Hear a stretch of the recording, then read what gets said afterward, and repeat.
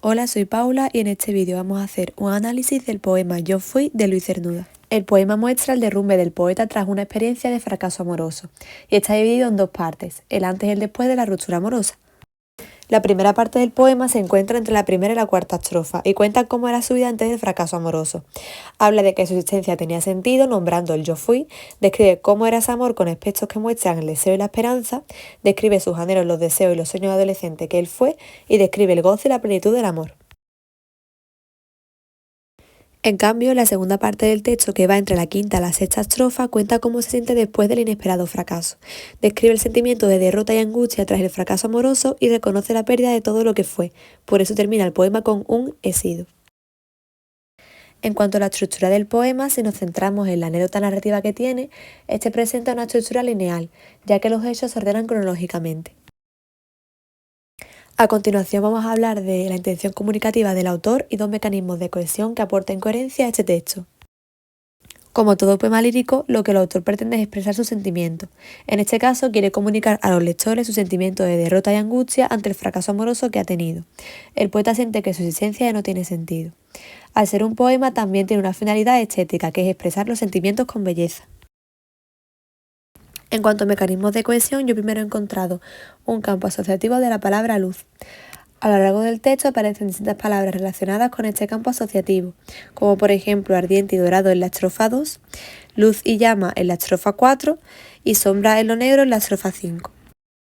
El segundo mecanismo que he encontrado ha sido un análisis verbal. En la segunda estrofa encontramos una frase sin verbo. Este verbo se puede sobreentender porque aparece en la estrofa anterior, que es fui. La elipsis del verbo obliga al lector a conectar este enunciado con el anterior para poder encontrar su sentido. Por tanto, contribuye a la cohesión y a la coherencia textual. El poema se sitúa en el marco de la obra de Cernuda, donde la reflexión sobre el yo, la identidad y la tensión entre lo real y lo ideal es una constante. En su trayectoria, especialmente en obras recopiladas en La realidad y el deseo, el poeta explora sus conflictos internos, la nostalgia de un ideal inalcanzable y la lucha por afirmarse en un mundo contradictorio. También podemos apreciar una gran relación con la generación del 27, por la innovación y experimentación que Luis Cernuda hizo en el poema, ya que el poema comparte con los miembros de la generación del 27 el espíritu vanguardista y la búsqueda de nuevas formas expresivas.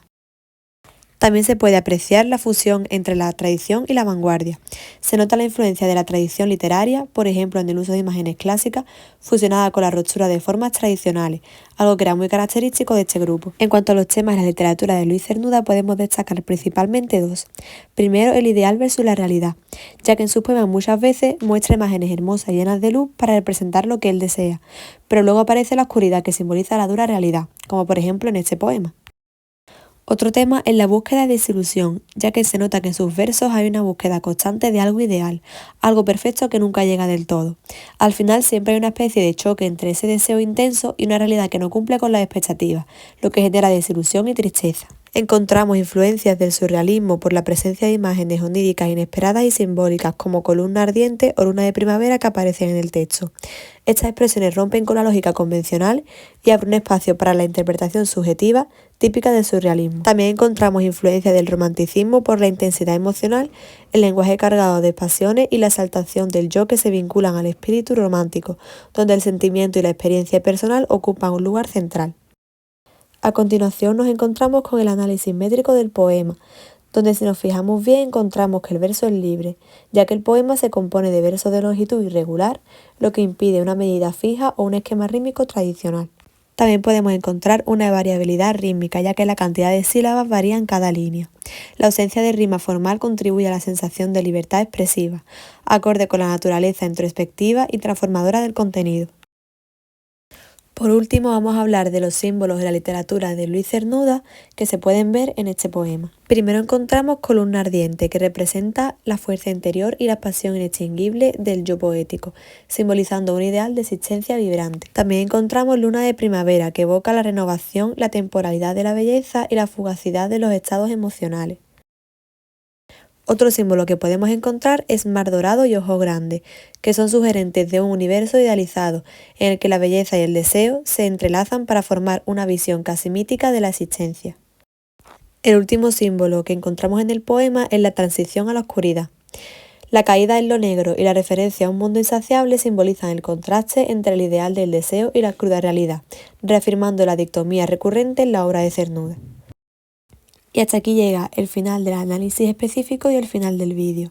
Espero que os haya gustado y que haya quedado todo bastante claro.